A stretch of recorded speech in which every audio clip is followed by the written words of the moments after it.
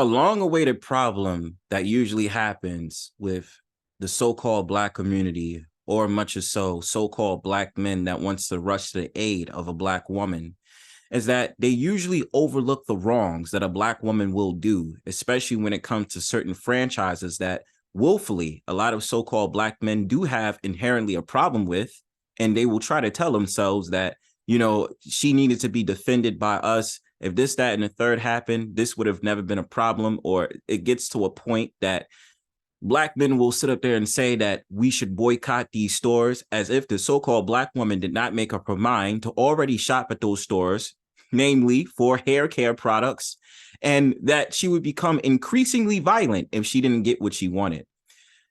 The so-called Black man of today has to understand, if he didn't understand already, stop trying to involve yourself into frivolous situations with the so-called Black woman when it doesn't call for it. My thing about it is, so many times the Black woman has made it abundantly clear to the so-called Black man, she does not care about your opinion. She does not care about your thought process about the things that she does. She will continue to do whatever she wants, even if it comes to the fact that she wants to put fake hair in her head.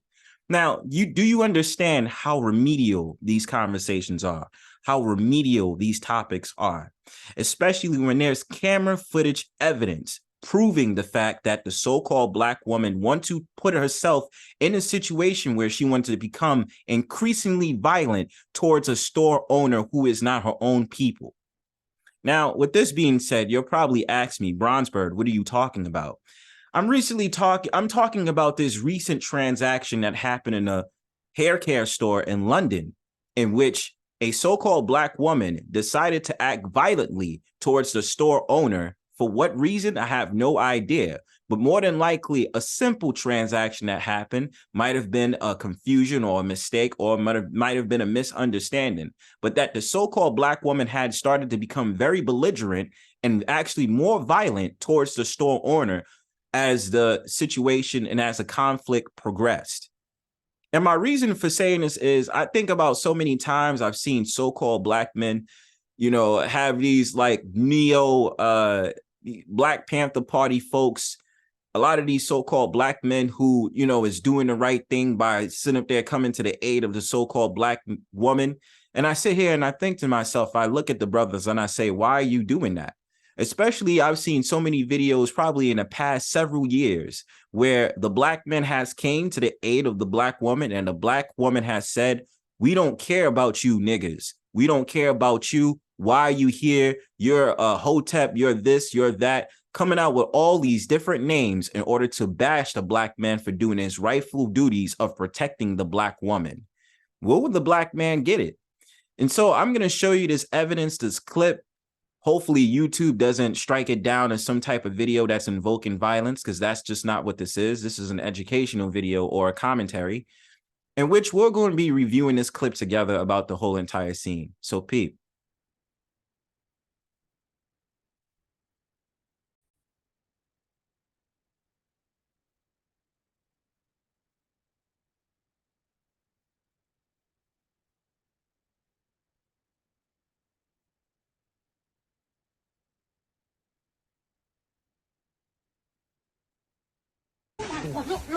And this is a funny thing as this video begins. Do I say that there was a rush? This man should have never put his hands on that woman.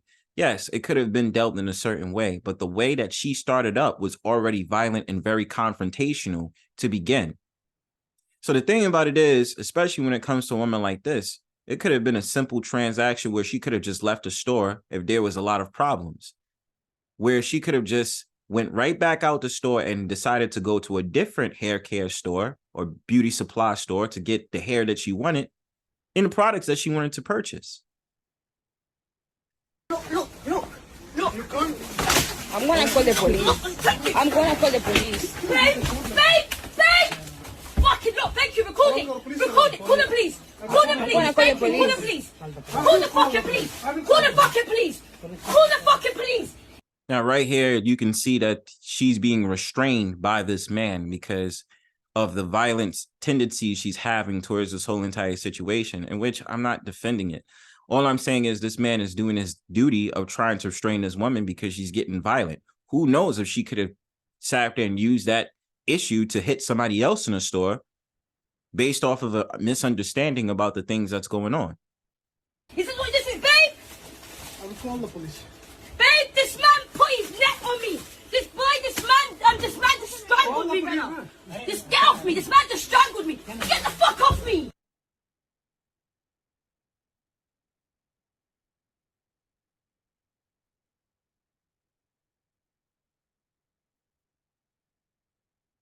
And you know something? That's the problem right there. As you can see in this video, even after the man lets go of her and stops restraining her, she still decides to hit this man with a weapon.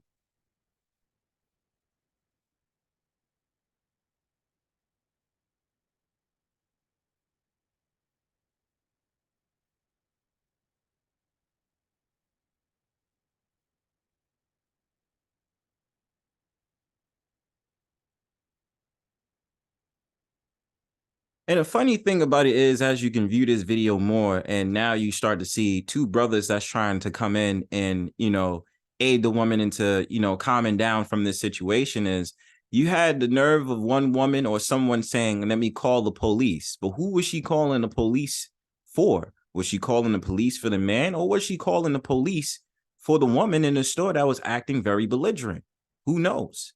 And with that being said, I don't understand. If these men were to sit up there and correct her and say, you know what, young lady, sister, you're doing wrong. You're sitting here putting your hands on this man and you're doing a lot. She would act violently towards them and feel like those type of dudes is betraying her, all because the fact of the matter, she's in the wrong.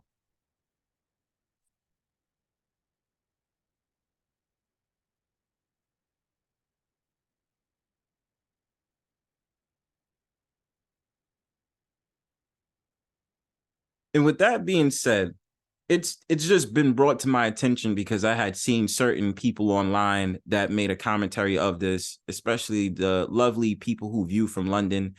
The thing about it is, of course, you had so-called black men who wanted to go ahead and protest and wanted to, do something about this situation. But the problem with the so-called black men of today is that he doesn't understand what his fight should be focused on. That a frivolous situation like this is not a cause for a black man to go out of his way for a black woman. He's proved it himself. And the thing about it is, at the end of the day, there is no reason for that black man to get involved and start coming up with protests in order to protect the black woman from her wrongdoing of the situation. So otherwise than that, all I could say is a lot of these Black Panther dudes and a lot of these protests protect the black woman. The black woman is God. The black woman is a queen. And believe you me, this is not a gender war topic. I have no problem in saying that there is situations that the so-called black woman is done wrong by society and is being treated as a rag doll by other races of people because they do not view the so-called black woman as a threat. They view the so-called black woman as a toy in many factions of the way. But especially, like I always said, the person or the individual who's in the bottom totem pole of society is the so-called black man and then the so-called black woman. So if we're talking about places, the so-called black woman would be second, but the so-called black man would be first. And with that being said, you could save yourself a lot of time, so-called black man, but not daring yourself to go on a whole entire campaign to support a so-called black woman who was in the wrong, especially by a store that was owned by foreigners. You understand? And we understand the dynamics in London could be different, but it can be very similar to when it comes to America. So otherwise than that, give me your thoughts in the comment section. Remember to like, share, subscribe. Peace.